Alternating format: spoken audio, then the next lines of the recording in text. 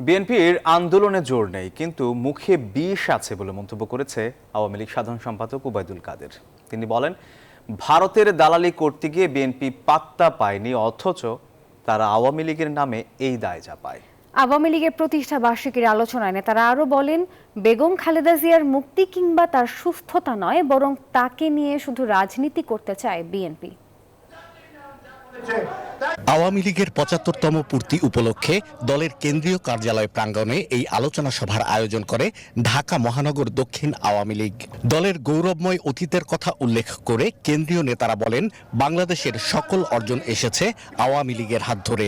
তারা বলেন, দুর্নীতির দায়ে দণ্ডিত বিএনপি নেত্রী খালেদা জিয়াকে মুক্তির আন্দোলনের নামে কোনো নাশকতা করার চেষ্টা হলে তার দাঁত ভাঙা জবাব দেবে আওয়ামী লীগ। বেগম খালেদা জিয়া যে মামলায় দণ্ডপ্রাপ্ত হয়েছে, সেই মামলা কবে হয়েছে এবং কারা দিয়েছে?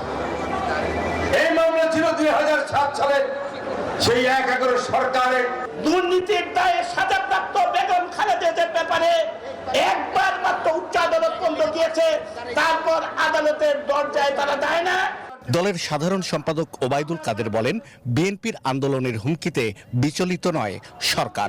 বিএনপি নেতারা দুর্নীতির বিরুদ্ধে কথা বলে, লজ্জা করে না? আপনাদের ১ নম্বর নেতাই তো বড় দুর্নীতিবাজ। হাজার হাজার কোটি টাকা পাচার করে আজকে লন্ডনে বসে আরাম আয়াসে দিন কাটাচ্ছে। কাদের বলেন, বিদেশে বাংলাদেশের বন্ধু আছে, কিন্তু প্রভু নেই। দালালি করতে চেয়েছিলে, পারেননি, পাত্তা পাননি।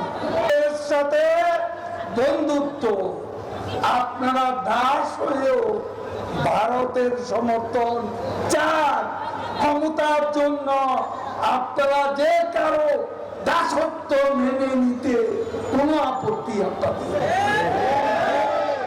আওয়ামী লীগের কেন্দ্রীয় নেতারা দাবি করেন, দুর্নীতিবাজদের মূল উৎপাটন করতে তারেক রহমানকে দেশে ফিরিয়ে এনে তার বিচার করতে হবে। আন্দোলন যত জোর নেই, মুখের বিষ যত জোর। শাহ আলী জয়, নিউজ 24, ঢাকা।